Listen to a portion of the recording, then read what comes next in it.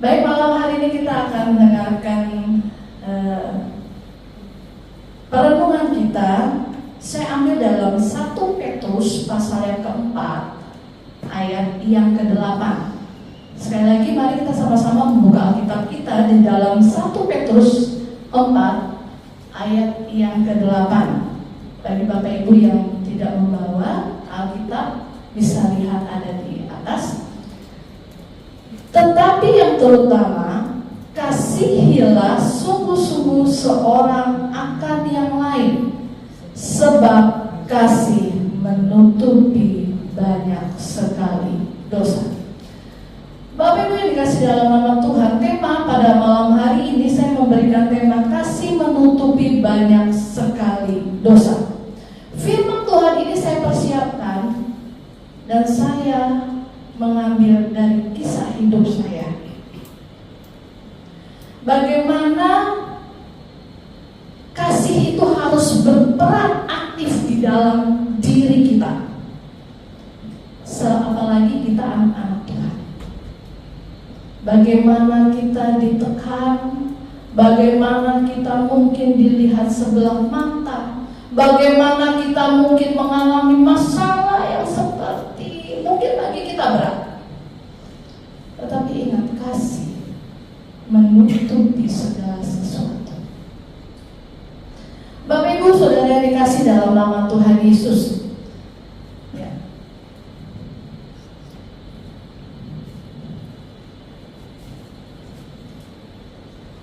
Nah, kalau berbicara tentang kasih, caranya ialah yang pertama ialah prioritaskan kasih.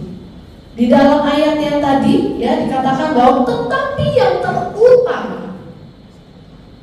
Bapak Ibu terus terang ya, ketika saya mengakhiri bulan ini, saya mengakhirinya dengan penuh mungkin rasa kecewa ada, nangis juga iya, dan lain sebagainya. Di mana kompleksnya dalam kehidupan pekerjaan saya. Ya, saya bagaimana perlakuan dari setiap teman-teman yang memperlakukan saya. Baik saya, mungkin saya dengan kata lain, maaf ya, saya dilihat seperti sampah. Mungkin saya nggak layak bagi mereka, saya juga nggak ngerti. Tetapi bagaimana saya mempraktekkan kasih itu di dalam kehidupan saya. Saya memprioritaskan kasih yang terutama ketika saya ditindas, saya ditekan. Bapak Ibu tahu apa yang terjadi? Rasanya itu mau marah, rasanya itu mau balas dendam buat mereka. Tetapi di depan saya muncul sebuah muka yang berlumuran darah, yang bermahkota duri. Di situ Bapak Ibu saya tidak bisa berapa, tidak bisa. Saya hanya tertunduk diam. Tuhan ampuni saya kalau saya mungkin belum bisa mempraktekkan kasih itu dengan full di dalam hidup saya. Jadi dalam setiap hidup kekristenan anak-anak Tuhan, dalam ayat ini kita harus memprioritaskan nomor 1 adalah kasih.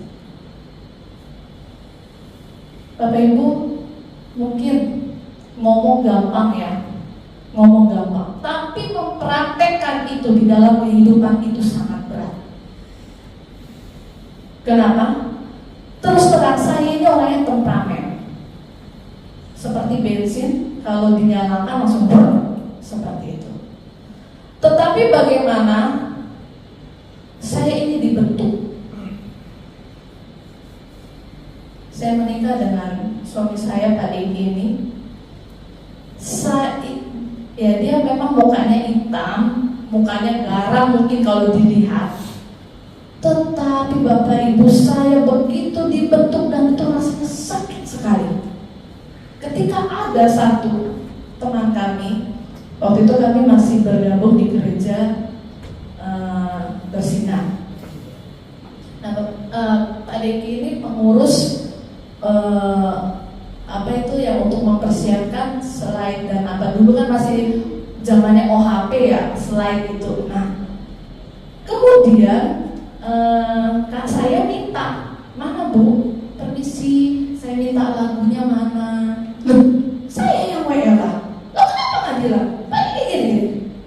Waduh, dia marahin suami saya bilang begitu. Dia nggak tahu sekarang sudah punya istri. Saya berdiri Bapak Ibu. Saya berdiri, maksud saya, kamu dulu kenal beliau ini nggak ada istri, sekarang ada istri. Tahu apa yang terjadi Bapak Ibu? Tangan saya diramas sama suami saya, duduk. Langsung gitu ya. Duduk. Loh, tapi kan dia marahin kamu. Duduk, saya bilang. Jadi bagaimana itu saya ditekan, bagaimana karakter yang mungkin bagi saya itu busuk Bapak Ibu. Itu saya dibentuk. Dan saya banyak belajar dari suami saya. Ketika dia dihina, ketika dia mungkin yang nggak dianggap apa-apa, dia hanya membalas dengan senyuman. Dulu kalau saya kalau saya tapi saya belajar Bapak Ibu. Jadi ketika saya dianggap tidak berharga bagi teman-teman saya, ketika saya dianggap tidak ada apa-apanya, yang muncul mukanya Tuhan Yesus yang berlumuran darah dan bermahkota duri, saya pun juga tidak tahu kenapa. Selalu itu dan selalu itu. Dan akhirnya saya menemukan saya berlumuran darah dan bermahkota duri oleh karena kasihku untuk kamu. Mengajarkan kita untuk mengasihi. Jadi Bapak Ibu Saudara sekalian, mari kita praktekkan kasih itu dalam hidup kita. Sakit, berat, tetapi itu yang Tuhan mau. Prioritaskan kasih, dan kasih itu adalah Yesus itu sendiri. Yang kedua,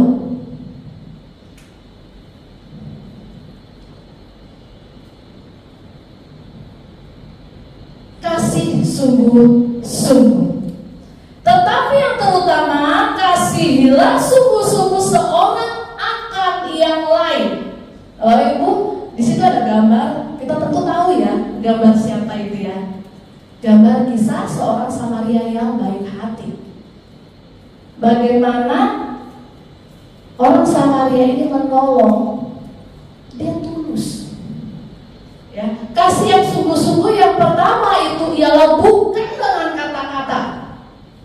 Contoh, Bu Emi, saya mengasihi Bu Emi. Hanya ngomong, tapi tindakan nggak ada. Justru kalau Bu Emi bikin benci atau bikin kesal, awas ya. Jadi bukan dengan kata-kata. Di sini dikatakan bahwa kasih yang sungguh-sungguh, kasihilah sesamamu, kasihilah sungguh-sungguh seorang akan yang lain. Bapak Ibu, ketika tentunya kita tahu ya, ketika hadirnya Tuhan Yesus di dunia ini, dari awal dia oeng-oeng sampai dia mati di kayu salib, dia tidak diterima. Tetapi dia mempraktekkan kasih yang sungguh-sungguh. Bapak Ibu, ketika saya nonton film ya, The Vision of Christ, ketika sudah mau masuk dalam penyaliban, bagaimana dia ditendang, dia diludahi, dia cuma berikan senyum. Dia tidak ngomong apa-apa. Saya loh yang gergetan yang nonton. Ih Tuhan, kok mau aja begitu? Coba aja sihir mereka jadi kodok. Nah Bapak Ibu Saudara sekalian, kasih sungguh-sungguh yaitu bukan dengan kata-kata. Yang kedua, bukan juga dengan perasaan yang semu. Tapi kasih yang sungguh-sungguh itu ialah kasih yang lahir dari hati. Tetapi kasih itu adalah kasih yang lahir dari hati adalah kasih yang tulus. Kebanyakan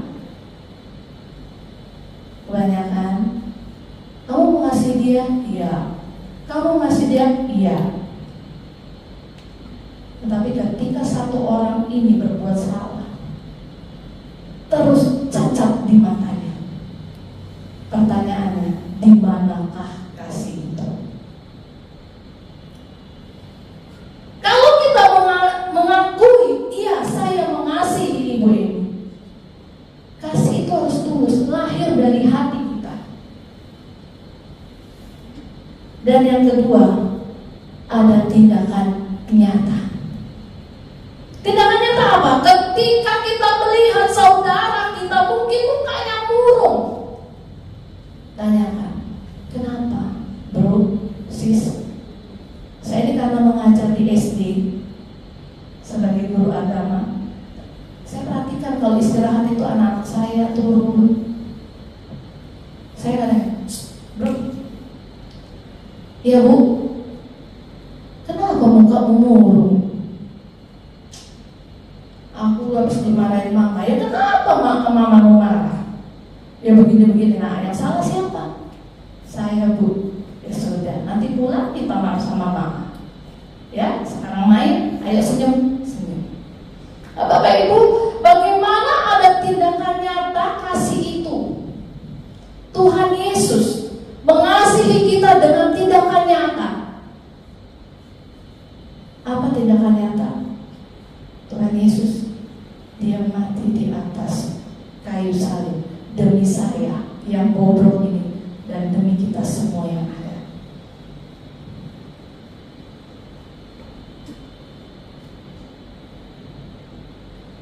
Arti dari kasih menutupi banyak sekali dosa.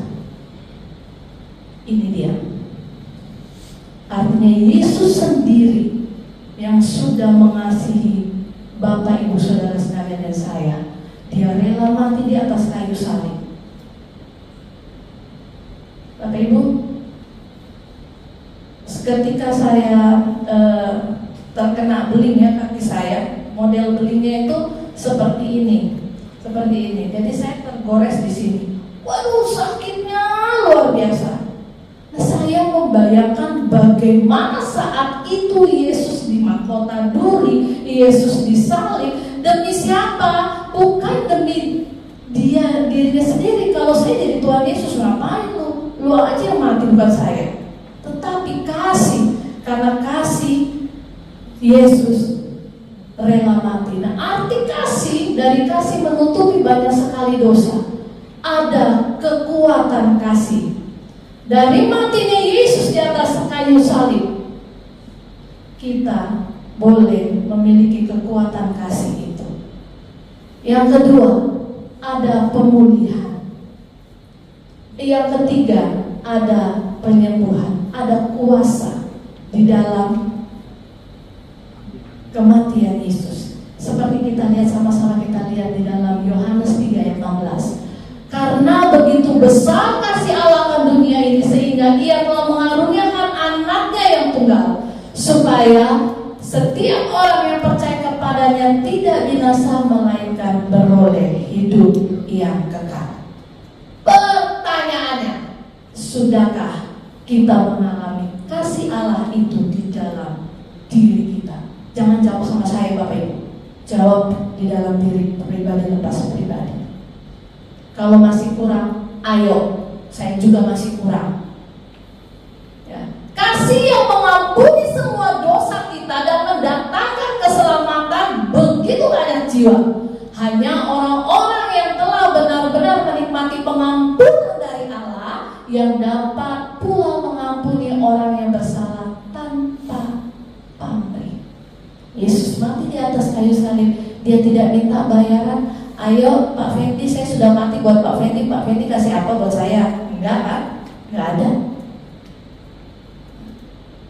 Hendaklah kita sungguh-sungguh mengasihi satu sama yang lain, sebab dengan saling mengasihi kita akan bersedia juga untuk mengampuni. Ketika kasih itu ada di dalam diri kita, ketika kasih Yesus ada di dalam kehidupan kita, kita pasti dimampukan untuk mengampuni setiap orang yang mungkin sakit hati dengan kita atau apapun.